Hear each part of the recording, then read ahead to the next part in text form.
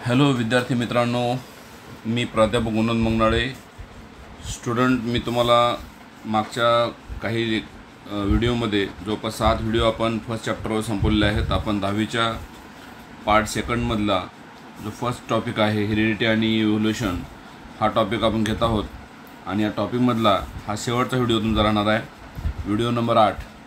बघा काय म्हणतं व्हिडिओमध्ये कंटेंट। ह्यूमन इव्होल्यूशन, आपली हेडिंग काय, human evolution, the biodiversity that know today has been said to be formed from very simple initial organism। तुम्हाला पहिलं सांगितलं, आज जे बायोडायव्हर्सिटी आपल्याला दिसते, बायोडायव्हर्सिटी कशाला म्हणतात, जैवविविधता आपल्याला दिसते कधी, आज ती काय आहे, formed very simple initial organisms due to evolution. Okay, इव्होल्यूशनमध्ये सिम्पल युनिशियल ऑर्गॅनिझमपासून हे सगळे सजीव बनले। And in this evolution origin of human evolution can be shown as per the picture. तुम्ही खाली पिक्चरमध्ये बघा, इथे ह्यूमन इव्होल्यूशन तुम्हाला दिसतंय। Okay, below last dinosaur disappear. आता हे नोट्स तुम्हाला लिहायचे आहेत, लक्षात ठेवायचे आहेत। ओके, त्याच्या अगोदर तुम्हाला मी थोडंसं अर्थबद्दल सांगितलं होतं। मी अर्थबद्दल मी तुम्हाला चर्चा केली होती। अर्थचं फॉर्मेशन कधी झालं, युनिवर्स फॉर्मेशन कधी झालं, याबद्दल आपण मागच्या लेक्चरमध्ये चर्चा केली होती। तरीसुद्धा याचा बेस, हा जो बेस आहे 12वीला, त्याचा फायदा होणार आहे तुम्हाला पुढं। त्यामुळं हे तुम्ही पॉईंट लिहून घेतलात तरी खूप फायदा होणार आहे पुढं भविष्यामध्ये। ज्यांना नीटची तयारी करायची आहे त्यांना हे पॉईंट्स मी तुम्हाला देतो आहे, ते महत्त्वाचे आहेत, लक्ष देऊन ऐका। ओके, बिग बँग थेरी जी झाली, बिग बँग थेरी, ओके, कधी झाली, बिग बँग थेरी आणि युनिवर्स फॉर्मेशन। अगोदर बिग बँग थेरी झाली। मी तुम्हाला म्हणलं बिग बँग थेरीमध्ये काय झालं, मग स्मॉल एक्सप्लोजन झालं, टायटॅनिक एक्सप्लोजन, म्हणजे फायरबॉलपासून काही पार्ट वेगळा झाला आणि अर्थ बनली ना। पुन्हा युनिवर्स फॉर्मेशन झालं, युनिवर्सचं फॉर्मेशन झालं कधी, 20 बिलियन इयर ॲगो। युनिवर्सचा अर्थ काय, विश्वाची निर्मिती झाली किती, विश्वाची निर्मिती कधी झाली, 20 बिलियन इयर ॲगो। पुन्हा मी तुम्हाला मागच्या क्लासमध्ये सांगितलं होतं, अर्थचं ओरिजिन, अर्थचं जे ओरिजिन आहे ते कधी झालं, 4.5 बिलियन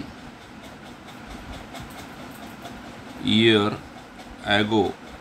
कधी, अर्थचं फॉर्मेशन कधी झालं, 4.5 बिलियन इयर ॲगो अर्थचं फॉर्मेशन झालेलं आहे। ओके, फॉर्मेशन ऑफ अर्थ अकर, ओके, कधी झालं फॉर्मेशन ऑफ अर्थ, फॉर्मेशन ऑफ अर्थ। ओके, तुम्हाला पहिलं पण आणखी पुन्हा रिपीट सांगतो, मी थोडं शॉर्टली लिहून झालो आहे पटपट। ओके, काय, अगोदर बिग बँग थेरी झाली, नंतर युनिवर्स फॉर्मेशन झालं कधी, 20 billion year ago. Okay, 20 billion year ago. त्यानंतर युनिवर्स फॉर्मेशन झाल्यानंतर अर्थचं फॉर्मेशन कधी झालं, अर्थचं फॉर्मेशन 4.5 बिलियन इयर ॲगो झालेलं आहे। त्यानंतर अर्थ फॉर्मेशन झाल्यानंतर, अर्थ फॉर्मेशन झाल्यानंतर ओके 500 मिलियन इयर नंतर, after formation of earth, after formation of earth, okay 5 million year later, 5 million year वर्षानंतर, म्हणजेच कधी मग 4 million year ago life form बनला। तुम्हाला वाटेल लाईफ फॉर्म म्हणजे काय, सेल बनली का, सर नाही, लाईफ फॉर्म बनले याचा अर्थ, लाईफ फॉर्म बनले याचा अर्थ काय बनले, बायोमॉलिक्यूल बनले। तुम्हाला माहीत आहे बायोमॉलिक्यूल कशाला म्हणतात, प्रोटीन कार्बोहायड्रेट्स वगैरे बनले कधी 4 बिलियन इयर ॲगो. कधी बनले हे 4 बिलियन इयर ॲगो काय बनले लाईफ फॉर्म बनले म्हणजे बायोमॉलिक्यूल बनले, सेल नाही बनल्या. त्यानंतर ओके फर्स्ट लाईफ फॉर्म आलं, नंतर नॉन सेल्युलर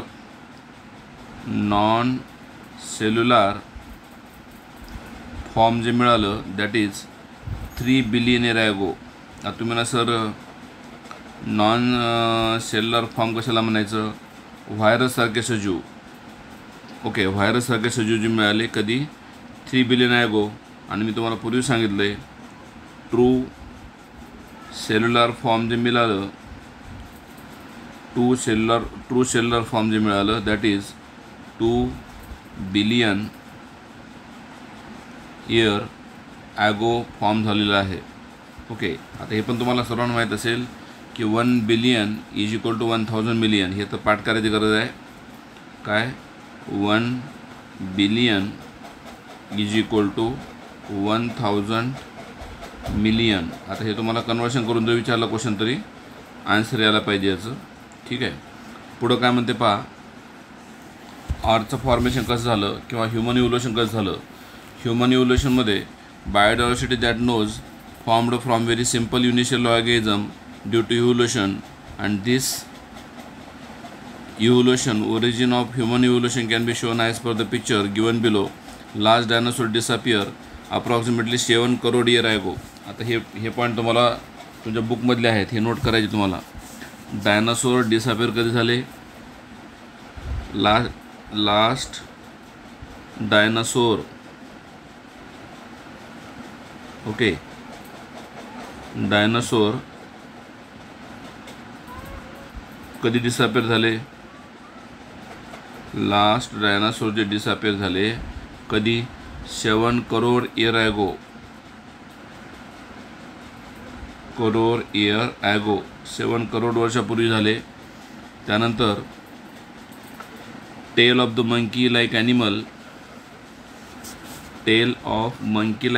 म्हणजे माकडासारख्या प्राण्यांची शेपटी. Tail of monkey like animal कळतं का शब्द, म्हणजे माकडासारखे जे प्राणी होते त्यांची शेपटी जी आहे tail of monkey like animal disappear 4 crore year ago. Disappear 4 crore year ago म्हणजे माकडासारखे जे प्राणी होते ज्यांची शेपटी होती ते डिसअपिअर व्हायला किती वर्ष लागले, 4 करोड इयर ॲगो झालेली आहे. नंतर तुम्हाला माहीत असेल मंकीपासून काय बनले, मंकीपासून काय बनतात, एप बनतात आणि एपपासून काय बनतं, ह्युमन बनतो. हे इव्होल्युशनचा सिक्वेन्स आहे, इव्होल्युशनचा हा सिक्वेन्स आहे. आणि म्हणून पुढं काय म्हणते बघा, large dinosaur disappear approximately 7 crore year ago. At that time monkey like animal are said to be evolved from some ancestor who were more or less similar to the modern lemurs. म्हणून monkey like animal आले.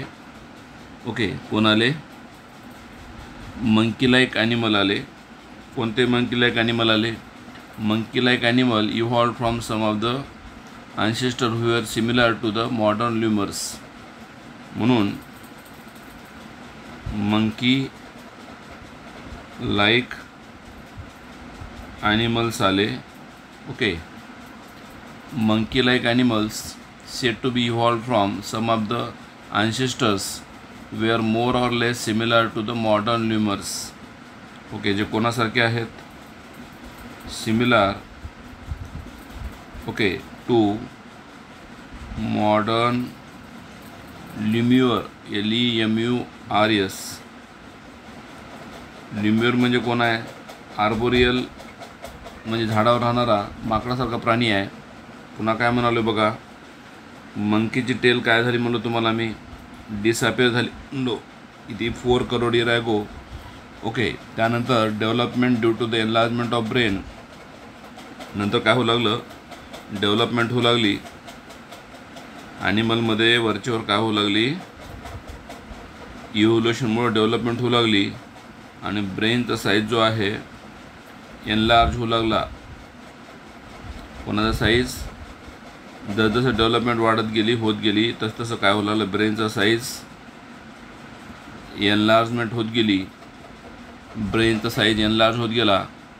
Monkey like more or less similar again monkey like animal of Africa said to be disappear. Okay, monkey like animal जे होते कधी कुठं होते हे monkey like animal, आफ्रिकेमध्ये म्हणजे याचा अर्थ ह्युमनचं इव्होल्युशन जे स्टार्टअप झालं ते कुठं झालेलं आहे लक्षात ठेवा, आफ्रिकेमध्ये झालेलं आहे. Okay, development of the environment of brain and their hands were also improved, thus ape like animal were evolved. Okay, पुन्हा काय झालं, एप लाईक ॲनिमल इव्हॉल्व झाले. कशामुळं, development, brain development and hand development झाले. ब्रेन एनलार्जमेंट आणि hand वगैरे काय झाले, एनलार्ज झाले, त्यामुळं डेव्हलप झाले. त्यामुळं ape like animal were evolved. Meanwhile these ape like animal reach to the south and north east Asia. पुन्हा हे एप लाईक ॲनिमल काय झाले, इव्हॉल्व्ड झाले आणि reach to the south and north east Asia. कोणते animal म्हणालो आहे, app like animal जे होते. ओके, इव्हॉल्व्ड झाले, विकसित झाले आणि कुठे गेले, evolved. Okay, ape like animal evolved reach to the south and north east Asia. Reach म्हणजे पोहोचले, कुठं, reach to south and north east Asia. South and north east Asia म्हणजे आशिया खंडामध्ये आले ना, म्हणजे आफ्रिकेमध्ये होते आधी, आफ्रिकेमध्ये इव्हॉल्व्ड झाले, नंतर कुठं आले, आशिया खंडामध्ये आले, evolved in to gibbon and orangutan आणि तिथे येऊन कोण झाले मग. Okay, develops to form, evolve to form, पुन्हा इव्हॉल्व झाले आणि काय बनवले, गिब्बन अँड ऑर्गनटन. तुम्हाला पिक्चर माहीत आहे सर्वांचे, गिब्बन आणि ऑर्गनटन बनले. कोण बनले, ORANGUTAN,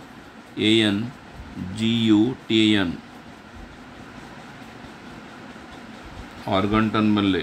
गिब्बन आणि ऑर्गनटन सारखे ॲनिमल बनले. ओके, त्यानंतर रिमेनिंग एप लाईक ॲनिमल्स.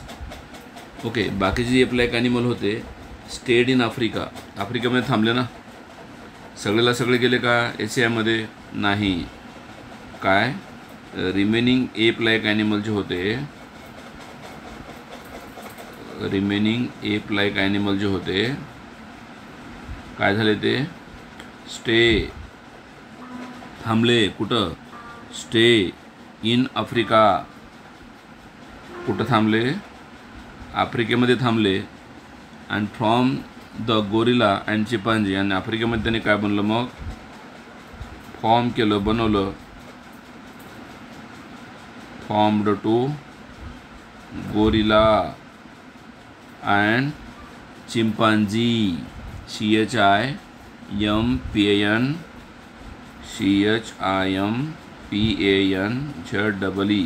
म्हणजे नंतर कोण बनले मग, वर एकीकडं एशियामध्ये बनले गिब्बन आणि ऑर्गनटन, आणि दुसरीकडं आफ्रिकेमध्ये जे राहिलेले शिल्लक एप होते त्याने काय बनवलं, गोरिला आणि चिंपांझी बनवलं. Evolved about 2.5 crore year ago. कधी इव्हॉल्व झाले, evolved about 2.5 crore year ago. म्हणजे याचा अर्थ चिंपांझी आणि गोरिलासारखे animal 2.5 crore year ago develop झाले. कुठं, आफ्रिकेमध्ये. त्यानंतर evolution of 2 crore year old species of the apes. नंतर पुन्हा एपचं इव्होल्युशन सुरू झालं, पुन्हा एपचं इव्होल्युशन कंटिन्यू झालं. ओके, पुन्हा एपचं काय झालं, इव्होल्युशन कंटिन्यू झालं. इव्होल्युशन ऑफ कोणाचं, 2 crore 2 crore okay year old 2 crore year old species of apes कोणाचं species of apps 2 crore year बनल्या 2 crore year old species of apes seem to occur आढळल्या ओके seem to appear किंवा occur seem to occur in different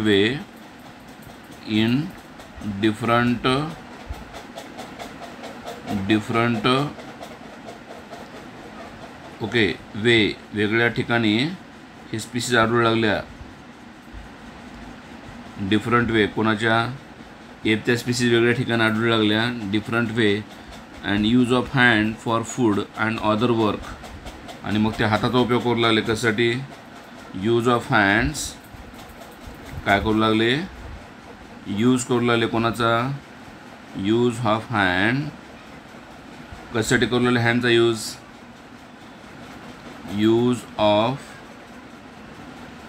कोणाचा use करू लागले hands for okay use of hands for food eating use of hand for food eating अन्न खाण्यासाठी and other वर्कसाठी ग्रास्पिंगसाठी पेंटिंगसाठी ड्रॉइंगसाठी other different skill करण्यासाठी हँडचा use करू लागले ओके त्यानंतर बघा काय म्हणतं पॉईंट्स आपण बुकमध्ये चाललो आहे tales of the monkey like animal like Africa said to be disappear about 4 crore years ago and their development into enlargement of brain and hands and also improvement of ape-like animals where you hold. Meanwhile, ape-like animal reached to the South and Northeast Asia and finally evolved into gibbon and organ. तुम्हाला पहिलं सांगितलं होतं remaining app-like animal जे होते आफ्रिकेमध्ये राहिले आणि ते काय केले मग गोरिला आणि चिंपांझी बनवले कधी 2.5 crore years ago and evolution of some 2 crore year old species of the apes seem to be occur in different way and they had to use of their hands more eating for food and all इथपर्यंत तुम्हाला मी explain केलं आहे सगळं आता main आपला point जो सुरू होतो आहे खाली तुम्हाला पिक्चर दिसतं आहे picture number 1.12 journey of human तुम्हाला दिसतं आहे आता बऱ्याच मुलांना काय होतं आहे हे ह्युमनचे नावं पाठ होत नाहीत त्यासाठी तुम्हाला ट्रिक द्यायला लक्ष देऊ नका ट्रिक द्यालो आहे ओके काय ट्रिक द्यालो आहे लक्ष द्या ओके काय म्हणालो आहे ईट वगैरे म्हणजे ईट करायला सुरू करेल ना ओके लक्षात ठेवा हे ट्रिक लक्षात ठेवा ड्रायोपायथिकस म्हणजे काय डू ड्रायोपायथिकस म्हणजे डू ट्रिक सांगालो तुम्हाला मी ॲनिमल लक्षात कष्ट ट्रिक सांगालो आहे लक्षात ठेवा डू रिमेंबर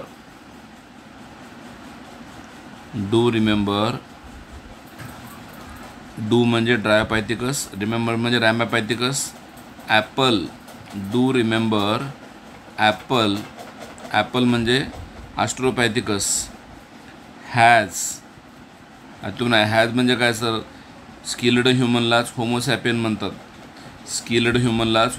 म्हणतात म्हणून हॅज ओके होमो म्हणजे ह्युमनला म्हणतात स्किल्ड होमोसॅपियन हॅज ओके त्यानंतर इसेन्शियल न्यूट्रियंट इसेन्शियलचा अर्थ मॅन विथ इरेक्ट पोश्चरला म्हणतात होमो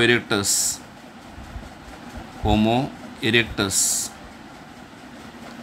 ओके ह्याला स्किल्ड ह्युमनला काय म्हणतात माहीत आहे का स्किल्ड ह्युमनला तुम्हाला मी म्हणलं आताच होमो हेबॅलिस म्हणतात काय म्हणतात स्किल्ड ह्युमनला दुसरं नाव काय स्किल्ड ह्युमनलाच होमो हेबॅलिस म्हणतात आणि होमो हेबॅलिस म्हणल्यामुळे तर आपण ह्याच वापरले ट्रिकमध्ये त्यानंतर होमो इरेक्टसमध्ये आपण ॲपल हॅज इसेन्शियल ट्रिक सांगालो आहे इसेन्शियल नॅनॅन्ड्रिथल मॅनला न्यूट्रियंट शब्द वापरला आपण न्यूट्रियंट ओके फॉरला म्हणतात ओके न्यूट्रियंट फॉर म्हणजे काय क्रोमॅग्नोनला होमोसॅपियन फॉसिलिस म्हणतात म्हणून फॉर शब्द वापरलो आहे ओके आणि ह्युमन म्हणजे काय मग मॉडर्न मॅन ज्याला आपण होमोसॅपियन म्हणतो ह्युमनला काय म्हणतात? होमो सॅपियन म्हणतात. पुन्हा एकदा सांगावले, लक्षात ठेवा. ट्रिक थोडं लक्षात ठेवायला सोपी आहे. ड्रायोपॅथिकस म्हणजे डू, रामापॅथिकस म्हणजे रिमेंबर, ॲस्ट्रोपॅथिकस म्हणजे ॲपल. ओके. हॅज म्हणजेच होमोसॅपियन स्किल्ड ह्युमनमध्ये. इसेन्शियल म्हणजेच होमो इरेक्टसला शब्द वापरला आहे. न्यूट्रिएंट म्हणजेच नॅनँडेथल मॅनला वापरला शब्द, नॅनँडेथल मॅन. त्यानंतर फॉर म्हणजे होमोसॅपियन फॉसिलिसला म्हणलं आहे फॉर, त्याला क्रोमॅग्नोन मॅन पण म्हणतात. आणि सगळ्यात शेवटी ह्युमनचा अर्थ होमोसॅपियन, ज्याला आपण मॉडर्न मॅन म्हणतो. कोणता मॅन म्हणायचं? Homo sapien is called as modern man असं म्हणतात.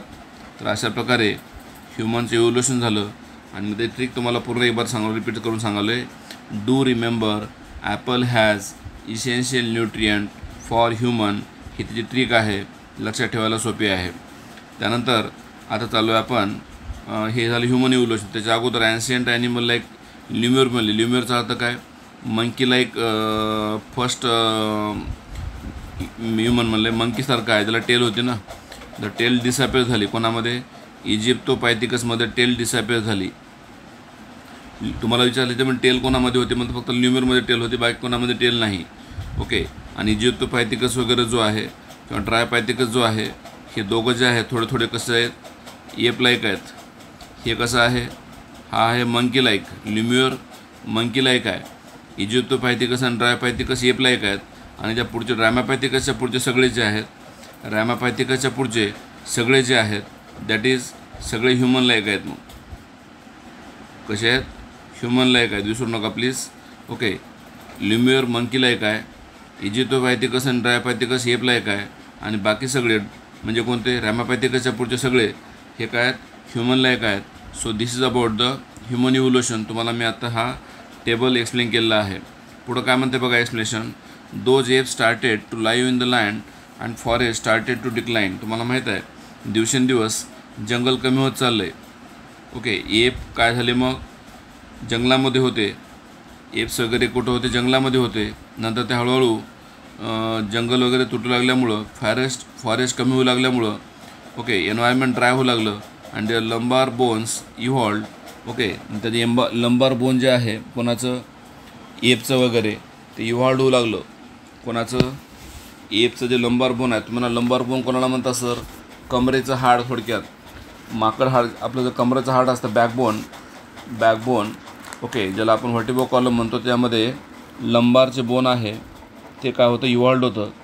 ओके. आणि लंबार बोन इव्हॉल्ड झाल्यामुळं माणूस हळूहळू काय लागला? उभा राहायला लागला ना. आतापर्यंत जो 4 पायावर चालायचा प्राणी तो हळूहळू आता उभा राहायला सुरू झाला. लंबार बोन म्हणजे कमरेचं हाड बदलू लागलं, सुधरू लागलं, चेंज झालं कमरेच्या हाडामध्ये. ओके. म्हणून start to lie in the land and forest start to disappear decline due to their dry environment. And ape कुठं राहायचे? मग पूर्वी जंगलात राहायचे. आणि एपच्यामध्ये काय झालं? मग लक्ष देऊ नये का? एपच्यामध्ये काय झालं? लंबार बोन डेव्हलप झालं. म्हणजे कमरेचं जे हाड आहे म्हणजे बॅकबोनमधलं ते डेव्हलप झालं. Such way that started to stand. आणि डेव्हलप झाल्यामुळे ते काय होऊ लागले? मग स्टँड होऊ लागले, उभा राहू लागले ना. And stand in erect posture. Okay. आणि मग आतापर्यंत कसं होतं पोश्चर? थोडंसं हॉरिझॉन्टल होतं. आणि आता काय झालं? पोश्चर मग इरेक्ट होऊ लागलं ना. काय होऊ लागलं? इरेक्ट पोश्चरचा अर्थ काय? बॉडीची अरेंजमेंट म्हणतो आपण त्याला. In the grassland. ओके. कुठं झालं इरेक्ट पोश्चर? कुठे डेव्हलप झालं? Erect posture develop in the grassland. Okay. Erect posture develops in the grassland. Okay. लक्ष देऊ नये का? Started to there by hand become available grassland and thereby their hands available for use of any times. And the first human like animals were erect posture were using these hands have evolved about 2 crore year ago. म्हणून मी तुम्हाला पहिलं सांगितलं काय की changes होत गेले. आणि म्हणून चेंजेस होत गेल्यामुळं आपण पहिलं सांगितलं आहे काय, फर्स्ट ह्युमन लाईक जो फर्स्ट ह्युमन लाईक ॲनिमल जो बनला, okay, with erect posture,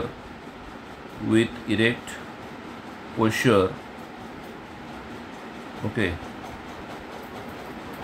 erect posture develop झाला using their hands evolved about 2 crore year ago. कधी झालं, ओके, हँड इव्हॉल्ड झाले आणि कधी बनले हे 2 करोड इयर ॲगो बनले ना. ओके, कोण, फर्स्ट ह्युमन लाईक. पुन्हा first record of the human like animal is with अस.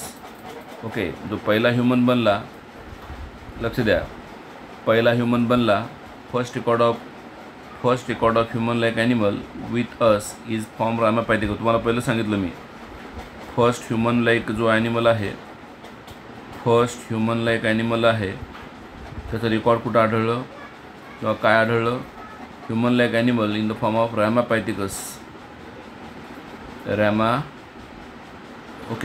रामापॅथिकस. कारण आतापर्यंतचे कसे होते, ट्रायपॅथिकस वगैरे, इजिप्तोपॅथिकस एप लाईक होते ना. लिम्यूर तर कसा होता, मंकी लाईक होता. इजिप्तोपॅथिकस आणि ट्रायपॅथिकस कसे होते, एप लाईक होते. आणि पहिला ह्युमन लाईक कोणा, Ramapithecus, ape from east Africa.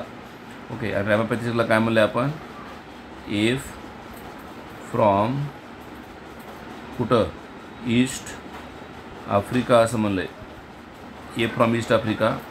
Afterward this ape grown up in size and become more intelligent, and thus ape of South Africa evolved about 4 lakh year ago. Okay, आणि म्हणून नंतर काय झालं मग, लक्ष देऊन ऐका, एप, ओके, मोर इंटेलिजंट झालं ना. Afterward this ape grown up in size. Okay, एपचं काय झालं, ग्रोन अप झालं. ओके, इंटेलिजंट झाले म्हणजे काय, थोडे बुद्धिमान झाले. कोण, एप्स.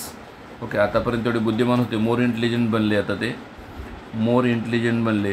अँड दस एप ऑफ, आणि म्हणून एप ऑफ साऊथ आफ्रिका, मी तुम्हाला पूर्वी सांगितलं होतं, साऊथ आफ्रिकेमध्ये एप बनले ते गोरिल्ला आणि चिंपांजी वगैरे होते ना, तसे होते ते.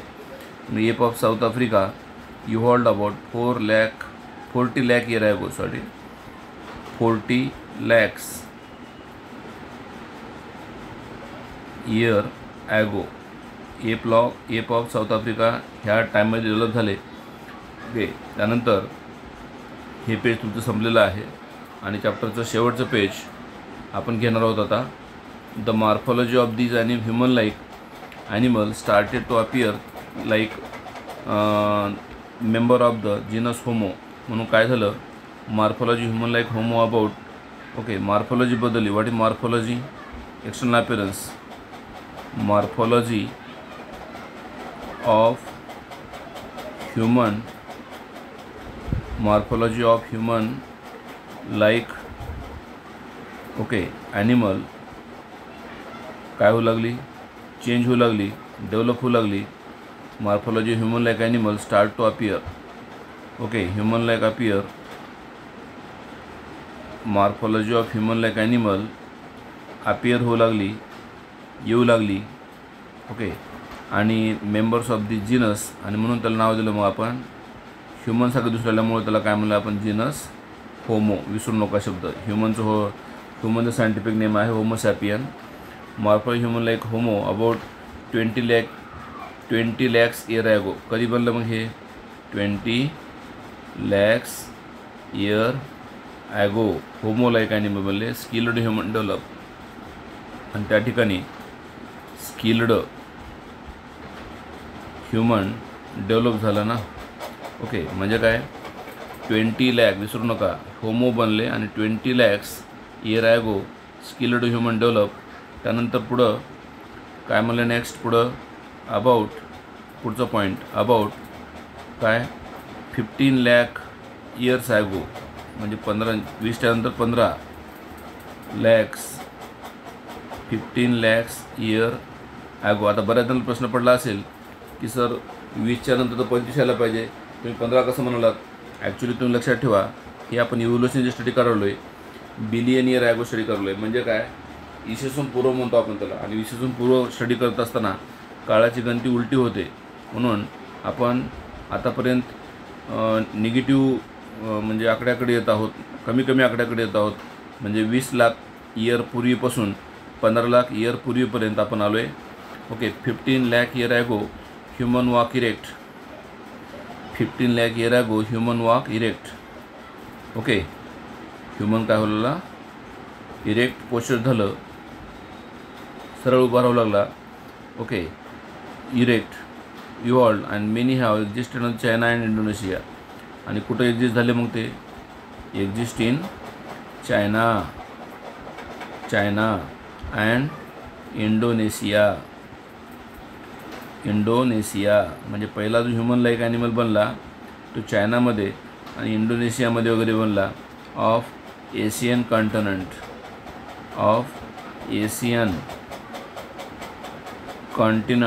कॉन्टिनेंटचा अर्थ काय? खंड. आशिया खंडामध्ये पहिला जो ह्युमन बनला तो कुठं बनला? चायना आणि इंडोनेशियामध्ये बनला. म्हणून आपल्यापेक्षा थोडेसे जास्त इव्हॉल्ड आहेत ते. आता तुम्ही लक्षात ठेवा, तुम्हाला इथं पिक्चरमध्ये बुकमध्ये पिक्चर दाखवलेत काही. ब्रेनचा साईज तुम्हाला दिला आहे. जसं की तुम्ही बघितलात, हे फर्स्ट ह्युमन आहे आणि हा इव्हॉल्ड ह्युमन आहे. तर दोन्हीमध्ये तुम्हाला दिसत असेल ब्रेनचा साईज वाढत चालला आहे ना. ओके, तर लक्षात ठेवा, हा जो शेवटचा आहे त्याला आपण होमोसॅपियन म्हणतो आहे.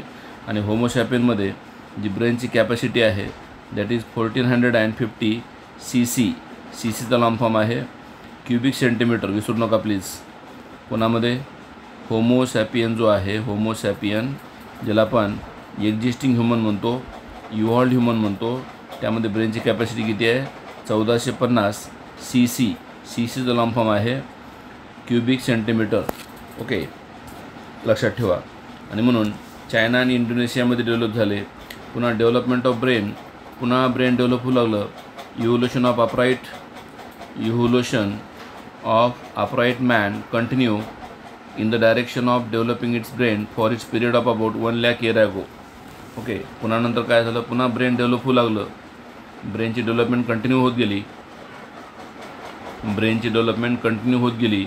आणि कंटिन्यू ब्रेनची डेव्हलपमेंट होत असताना, ओके, ब्रेनची डेव्हलपमेंट कंटिन्यू होत असताना काय झालं बघा. ओके, ब्रेनची डेव्हलपमेंट कंटिन्यू होत गेली आणि म्हणून पुढं पॉईंट सांगालो मी काय, की ब्रेन जो आहे कंटिन्यूली डेव्हलप होत गेला. ओके, आणि म्हणून डेव्हलपिंग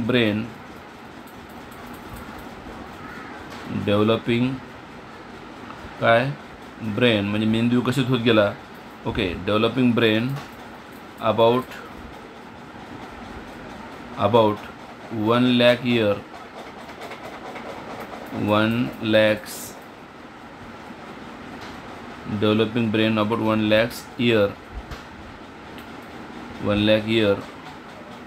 1 लाख वर्षापूर्वी मेंदूचा विकास होत गेला.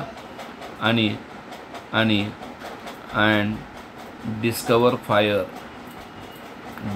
फायर. तुम्हाला विचारलं गेलं की फायरची डिस्कवरी कधी झाली, तर 1 लाख इयर ॲगो फायरचं डेव्हलपमेंट झाली.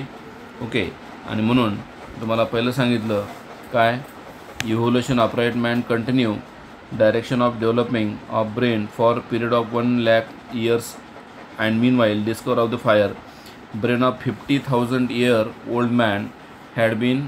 पुन्हा मग नंतर पुन्हा चालू आहे काय, पुढचा पॉईंट, ब्रेन ऑफ कोणाचा? 50,000. Brain of 50,000 year old man consider of class wise man. Okay, म्हणजे 50,000 वर्षापूर्वीचा जो मॅन आहे, old man consider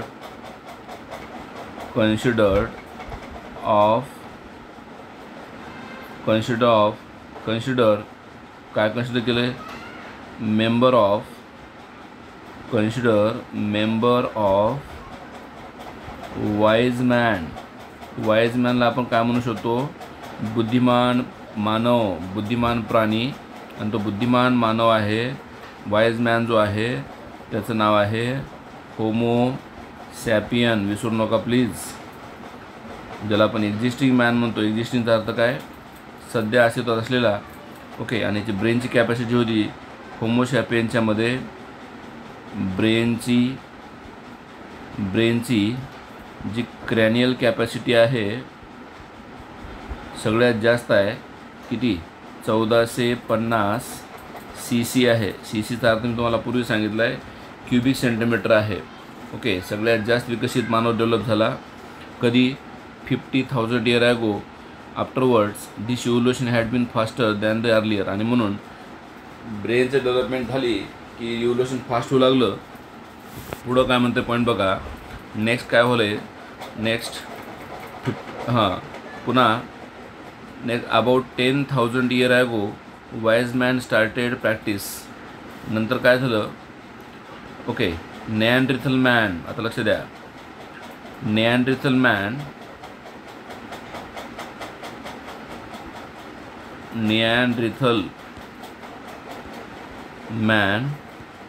the first example of wise man is first example of कोणाचं? वाईज मॅनचं. तर तुम्हाला माहीत असेल निअँडरथल मॅनचं जे क्रॅनियल कॅपॅसिटी आहे, निअँडरथल मॅनची जी ब्रेनची क्रॅनियल कॅपॅसिटी आहे ते 1400 CC आहे. कोणाची? निअँडरथल मॅनची. म्हणजे थोडीशी आपल्या इतकीच आहे, जवळपास आपल्या इतकीच आहे. ओके. आणि नंतर मग निअँडरथल मॅन नंतर कोण आले? नंतर आले मग क्रो मॅग्नॉन मॅन. आता लक्षात ठेवा क्रो मॅग्नॉन थोडंसं वेगळा कन्सेप्ट आहे. आता तुम्ही म्हणायचं क्रो मॅग्नॉन मॅन जो आहे त्याला काय म्हणायचं? त्याला म्हणतात एक्सटिंक्ट मॅन. विसरू नका प्लीज. एक्सटिंक्टचा अर्थ काय रे? नष्ट झालेले, दुर्मिळ, नष्ट झालेले. आणि तुम्हाला माहीत असावं हा जो क्रो मॅग्नॉन मॅन होता, तुम्हाला बिलीव्ह होणार नाही, विश्वास होणार नाही. हा जो क्रो मॅग्नॉन मॅन होता हा आपल्या आत्ताच्या मानवापेक्षा विकसित होता. कारण क्रो मॅग्नॉन मॅन जो आहे त्याची क्रॅनियल कॅपॅसिटी होती 1600 CC. किती? क्रो मॅग्नॉन मॅनची एवढी होती. ओके. एक्सटिंक्ट मॅन म्हणतात इव्हॉल्ड अबाउट 50,000 year ago. आणि हे पण कधी बनले मग? इव्हॉल्ड झाले कधी? अबाउट 50,000 year ago डेव्हलप झाले. कोण? क्रो मॅग्नॉन मॅनसारखे पण मॅन, ज्याला आपण एक्सटिंक्ट मॅन म्हणतो. विसरू नका. ओके. एक्सटिंक्ट मॅन म्हणतो. आणि म्हणून झाले. पुन्हा मग काय होतं आहे? About 10,000 year ago. विसरू नका. क्रो मॅग्नॉनपर्यंत आलो आपण. नंतर कोण आले मग? नंतर आले क्रो मॅग्नॉन मॅन. नंतर आले होमो सॅपियन आले, जे की आपण आहोत. Homo sapien. तुम्ही म्हणा सॅपियन कसं काय सर? सॅपियन स्पीसीज आहे आणि पुन्हा हे सॅपियन सब स्पीसीज आहे. मी तुम्हाला म्हणलं होतं क्रो मॅग्नॉन मॅनलाच काय म्हणतात? क्रो मॅग्नॉन मॅनलाच म्हणतात. विसरू नका. क्रो मॅग्नॉन मॅनला म्हणतात होमो सॅपियन फॉसिलिस. कोणाला म्हणायचं? क्रो मॅग्नॉन मॅनला म्हणतात होमो सॅपियन फॉसिलिस. आणि ह्याला मॉडर्न मॅनला काय म्हणतात? जो मॉडर्न मॅन आहे, जे आपण आहोत त्याला काय म्हणतात? होमो सॅपियन असं म्हणतात. म्हणून मॉडर्न मॅन बनला. आणि मॉडर्न मॅनलाच म्हणतात एक्झिस्टिंग मॅन. एक्झिस्टिंगचा अर्थ काय? अस्तित्वात असलेला, सध्या अस्तित्वात असलेल्या माणसाला म्हणतात एक्झिस्टिंग मॅन. पुढं काय झालं? नंतर क्रो मॅग्नॉन मॅन आणि नंतर होमो सॅपियन आले. होमो सॅपियन आले. पुढं अबाउट 10,000 year ago 10,000 वर्षापूर्वी काय झालं? नंतर मग ॲग्रिकल्चर स्टार्ट झालं. सिव्हिलायझेशन स्टार्ट झालं. What is civilization? वसाहतीकरण. ओके. नंतर डोमॅस्टिकेशन सुरू झालं. डोमॅस्टिकेशनचा अर्थ काय? पाळीव प्राणी कोणते आहेत ते ओळखायला लागला ह्युमन. आणि पाळीव प्राणी जे आहेत कोणते? गाय, म्हैस, कुत्रा, मांजर ज्याच्यामुळं माणसाला नुकसान नाही अशा प्राण्यांचं माणूस काय करू लागला, पालन पोषण करू लागला, म्हणून त्याला आपण डोमेस्टिकेशन असं म्हणू शकतो. Okay, 10,000 years ago agriculture start. त्यानंतर पुढं art of working and develops, that is वर्किंगचं आर्ट डेव्हलप झालं कधी, art of working develop 5,000 years ago. Art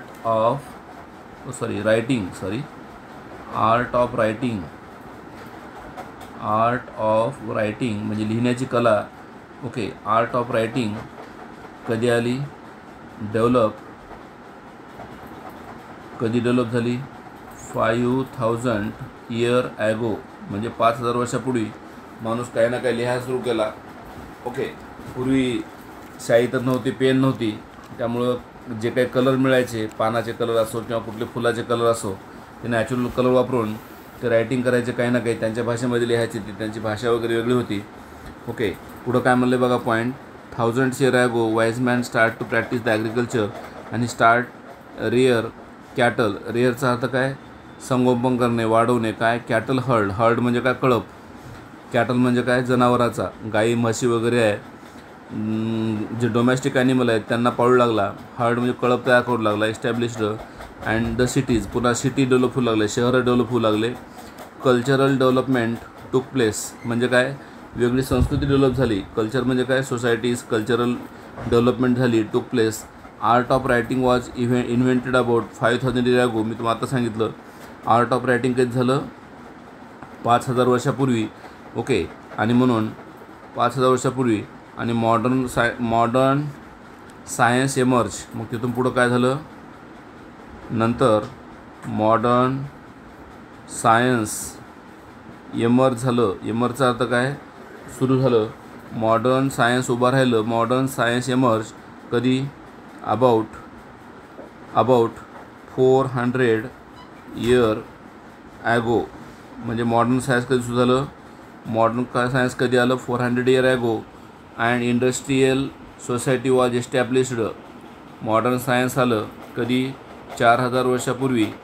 आणि पुन्हा इंडस्ट्रियल डेव्हलपमेंट होऊ लागली आणि मग इंडस्ट्रियल सोसायटी डेव्हलप झाली. इंडस्ट्रीज म्हणजे काय, कारखाने डेव्हलप होऊ लागले. इंडस्ट्रियल डेव्हलपमेंट होऊ लागली.